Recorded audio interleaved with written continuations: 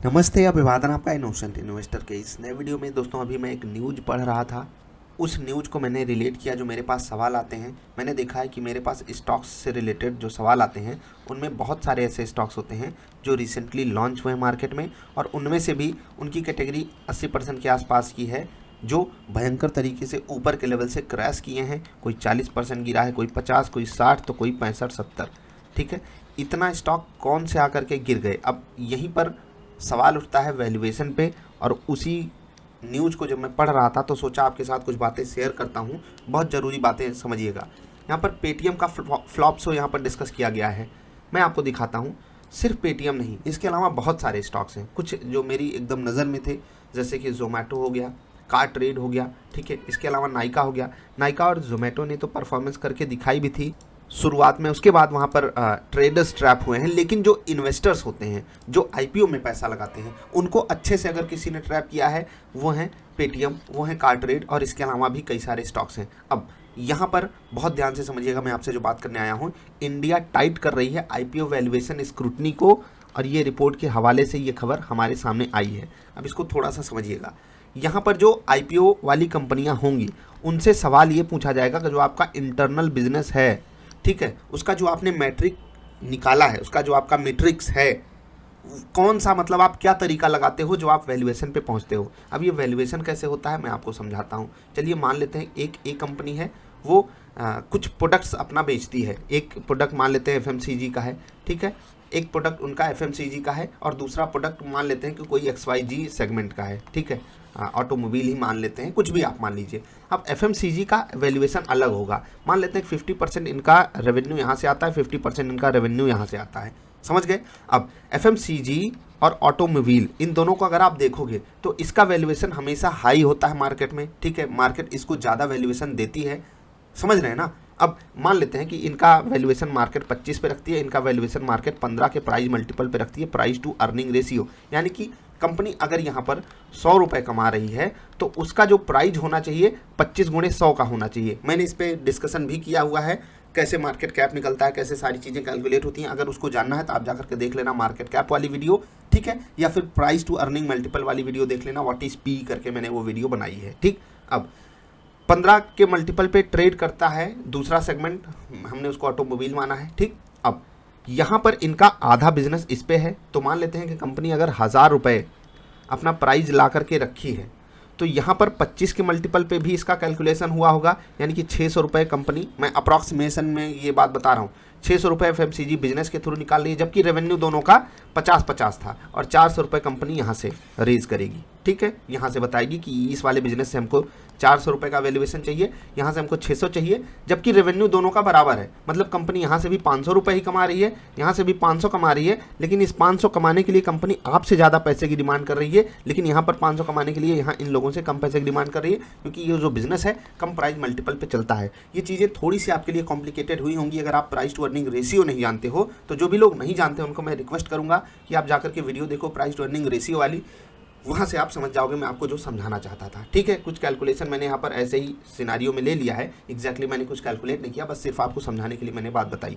अब जो मैं आपसे कहने आया था वो ये कि जब हम और आप जैसे इन्वेस्टर्स फंस जाते हैं, अच्छे से फंस जाते हैं, और ये पहला केस नहीं है, मैं सिर्फ आपको पेटीएम की कहानी नहीं समझाना चाहता, इसके अलावा आप जाकर के देखो, और ये रिसेंट डेज की बात नहीं, बहुत पीछे आप चले जाओ, वैल्यूएशन को लेकर के बहुत तगड़े तगड़े सवाल चलते रहे हैं।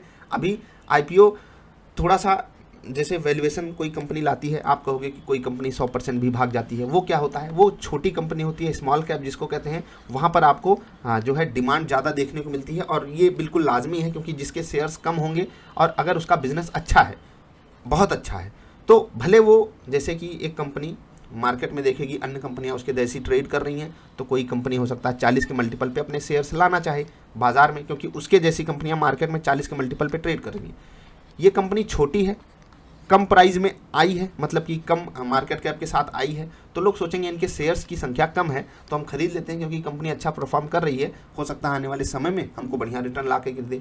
तो यहीं पर उस कंपनी का जो प्राइस टू अर्निंग रेशियो होता है वो काफ़ी तेज़ी से हाई जाता है। उसके बाद कंपनियां बहुत दिन तक परफॉर्म भी नहीं करती हैं, बहुत सारी कंपनियां, कुछ तो मतलब इतनी ज़्यादा उनकी डिमांड होती है वो भाग ही जाते हैं। तो आप समझ गए होंगे कुछ कुछ कंपनियां 100%, 150% 200% कैसे तेज़ी से भाग जाती हैं। ठीक, मैं वापस आता हूँ अपनी बात पे कि जब हम और आप जैसे इन्वेस्टर्स फंस जाते हैं स्टॉक्स में, तब ये बातें सामने आती हैं। और ये पहली बार नहीं हुआ है, तब ये बात सामने आ रही है क्योंकि पेटीएम ने पूरी कहानी बदल दी।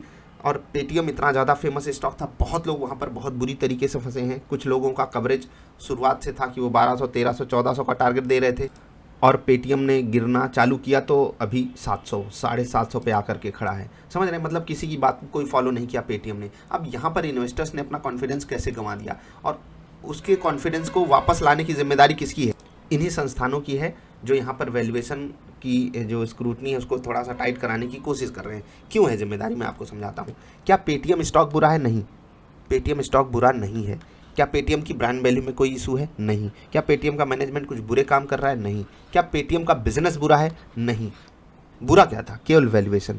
वैल्यूएशन किस लिहाज से निकाला गया? कंपनी प्रॉफिट कहाँ से लेकर आएगी? हाँ, कंपनी प्रॉफिट नहीं करती, ये बहुत बुरी बात है, और इसको लोग मतलब बहुत अलग अलग तरीके से भी देखते हैं। प्रॉफिट कब निकालेगी, इस पर मैनेजमेंट कुछ खास बात नहीं करता है। अब मैनेजमेंट देखो यार, आप मैनेजमेंट को भी दोष नहीं दे सकते हो। मैनेजमेंट सामने आपने लाया, आपके सामने ड्राफ्ट रेड हेरिंग प्रॉस्पेक्टस भी रखा, लोगों ने पढ़ा, लोगों ने वहाँ पर समझने की कोशिश की, वो नहीं समझ पाए। ज़्यादा ज़रूरी था, जो इतने पढ़े लिखे लोग हैं, इतने बड़े बड़े इंस्टीट्यूट्स से वो जा करके पढ़ाई करके आते हैं, वो पढ़ाई किस काम की रही? किसी काम की नहीं रही। आप किस लिए बैठे हो? नहीं दिला सकते आप रीजनेबल वैल्यूएशन पे आईपीओ नहीं आया था, ये तो हर कोई अब जान गया। अब जान गया ना, लेकिन पहले क्यों नहीं हो सकता था ये चीज़? पहले भी तो हो सकती थी। क्या पहले पढ़े लिखे लोग नहीं थे? जब घोटाला हो जाता है तब हमारे यहाँ एजेंसियाँ अलर्ट मोड पे आती हैं। जब घोटाला हो जाता है, जब इन्वेस्टर्स बर्बाद हो जाते हैं, जब लोगों के घर तबाह हो जाते हैं, तब यहाँ पर सरकार, तब यहाँ पर एजेंसियाँ एक्शन में आती हैं। और ये बहुत बुरी बात है। मार्केट में कम से कम ये नहीं होना चाहिए, क्योंकि हम और आपसे, पता है, आप जब एक शेयर खरीदते हो, मतलब 1 रुपये अगर आपका ब्रोकरेज, आपको लगता होगा सब ब्रोकरेज कट जाता है। ब्रोकिंग कंपनियां बहुत कम पैसे पाती हैं, उसमें से STT जाता है, सिक्योरिटी ट्रांजैक्शन टैक्स, सेबी का अलग से टैक्स, एक्सचेंज का अलग से टैक्स। और ये सब क्या करते हैं? एक्सचेंज में क्या हुआ था आपको पता है, किस तरीके से एक्सचेंज जाम हो जाता है, किस तरीके से एक्सचेंज हमारे साथ फ्रॉड करते हैं। हम DP चार्जेस दे दे के परेशान रहते हैं, तो CDSL NSDL आ जाते हैं, डेटा ब्रीच करवा देते हैं। ठीक है, उसके बाद सेबी से हमें उम्मीदें रहती है कि वो वैल्यूएशन पे IPO के जो मतलब जो भी प्रोसेस है उस पर बहुत अच्छे से ध्यान रखेंगे। वहाँ से भी हमको निराशा ही हाथ लगती है। हमारे ब्रोकर का प्लेटफॉर्म कभी कभी जैम हो जाता है। आप देखिए कैसे पूरी मतलब षड्यंत्र, देखिए मैं इसी पे बात करता हूँ कि अगर एक एंगल से देखोगे ना, तो सब कहते तो बहुत हैं कि हम आपकी मदद कर रहे हैं, हम आपकी मदद कर रहे हैं, लेकिन रियलिटी कहीं और एग्जिस्ट करती है। उसको आपको समझना पड़ेगा, और ये जिम्मेदारी आपको अपने हाथों में रखनी पड़ेगी कि इस मार्केट में अगर मैं मार्केट रिस्क लेने आया हूँ तो मुझे कभी भी लॉस हो सकता है। बस कोशिश यही करनी है कि जब भी लॉसेस हों उनको मैं जितना छोटा हो सके उतने छोटे से छोटा रखूँ, क्योंकि कब किसका फ्लॉप शो चालू हो जाएगा हमें नहीं पता, कब हमारे ट्रेडिंग का टर्मिनल जैम हो जाएगा हमें नहीं पता, कब हमारे डेटा को ब्रीच कर दिया जाएगा हमें नहीं पता, कब हमको एक महंगा स्टॉक सस्ता कह करके बेच दिया जाएगा हमें नहीं पता, कब हमारे साथ पंपिंग एंड डंपिंग स्टोरी बनने लगेगी जिस पे मैंने कल बात की थी, वो हमें नहीं पता। ये थोड़ा सा आपको समझना है। बाकी जितने लोगों का भी सवाल आया है पेटीएम पे, इन सारे स्टॉक्स पे, मैं आपको कोई सांत्वना नहीं देना चाहता यार। लोगों की एक्सपेक्टेशन जो थी वो इन्होंने अभी तक तो पूरा नहीं किया, ठीक है। प्लस पेटीएम के लिहाज से अगर आप बात करोगे, न्यूज़ आई कि कुछ इनके बिजनेसेस पे रोकथाम लगाई गई है, तो वो कोई पॉजिटिव फैक्टर तो है नहीं, वो भी एक नेगेटिव इम्पैक्ट ही डालेगा स्टॉक को, भले ही ऊपर से इतना गिरा हो।